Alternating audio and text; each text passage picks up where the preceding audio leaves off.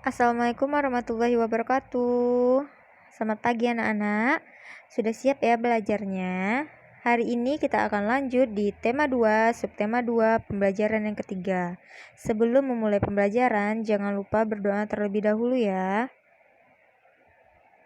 Sekarang coba kalian amati dan perhatikan gambar berikut ini. Pada gambar ini terlihat ada warga yang sedang melakukan kerja bakti. Nah, kerja bakti ini adalah salah satu bentuk tanggung jawab kita sebagai warga masyarakat dan juga sebagai kewajiban kita untuk membersihkan lingkungan di sekitar masyarakat. Masih ingatkah kamu pengertian dari hak, kewajiban, dan juga tanggung jawab? Mari kita bahas ya.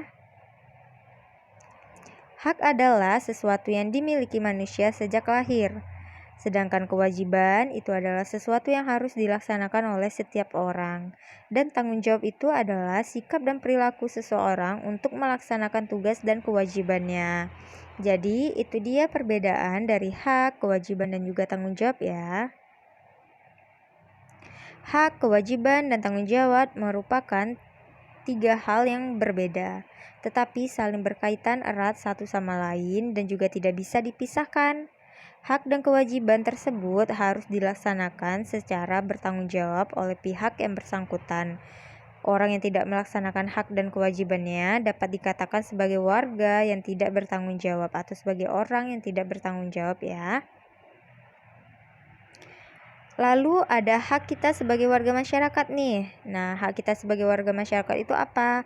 Yaitu mendapatkan perlindungan hukum, kemudian mendapatkan pekerjaan dan penghidupan yang layak, menikmati lingkungan yang bersih, hidup tenang dan damai, hak untuk bebas memilih, memeluk dan menjalankan agama, kemudian hak berpendapat dan berorganisasi, dan juga hak untuk mengembangkan kebudayaan daerah.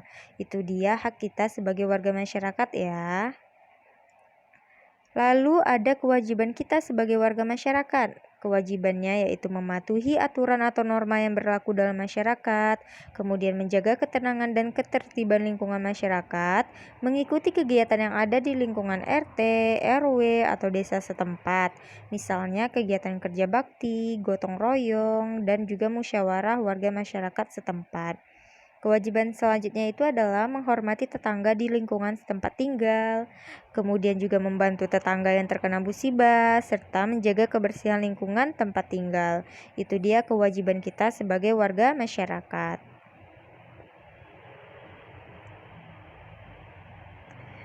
Lalu ada jenis usaha ekonomi. Jadi usaha ekonomi itu terbagi menjadi dua jenis. Ada usaha ekonomi yang dikelola sendiri, kemudian ada juga usaha ekonomi yang dikelola kelompok. Untuk usaha ekonomi yang dikelola sendiri itu adalah usaha ekonomi yang memiliki modal terbatas dan biasanya dikelola secara sederhana.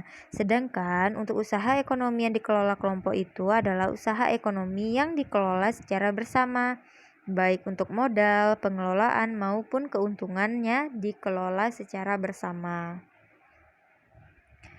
Usaha ekonomi yang dikelola sendiri itu contohnya ada usaha pertanian, kemudian usaha dalam bidang perdagangan, usaha dalam bidang jasa, dan juga industri kecil. Lalu ada juga usaha ekonomi yang dikelola secara kelompok, itu ada firma, persekutuan komanditer atau CV, kemudian ada perseroan terbatas atau PT, dan juga ada badan usaha milik negara atau BUMN, dan ada koperasi. Yuk kita bahas satu persatu. Firma itu didirikan oleh sekurangnya 2 orang. Nah, setiap anggota memiliki hak untuk melakukan tindakan. Sedangkan persekutuan komanditer atau CV itu adalah usaha yang memiliki 2 macam anggota, yaitu anggota pasif dan juga anggota aktif. Untuk anggota aktif itu berperan dalam menjalankan roda usaha. Sedangkan anggota pasifnya ini bertanggung jawab dalam pemberian modal usaha. Untuk perseroan terbatas atau PT itu adalah perusahaan yang modalnya dihimpun dari beberapa orang dengan cara menjual saham. Dan pemilik saham memiliki kewenangan terhadap perusahaan tersebut dan juga berhak mendapatkan laba dari perusahaannya. Kemudian ada Badan Usaha Milik Negara atau BUMN. BUMN ini adalah sebuah perusahaan yang seluruh atau sebagian modalnya dimiliki oleh negara. BUMN dapat berbentuk perusahaan umum atau perum dan juga perseroan terbatas atau PT. Dan yang terakhir itu adalah koperasi.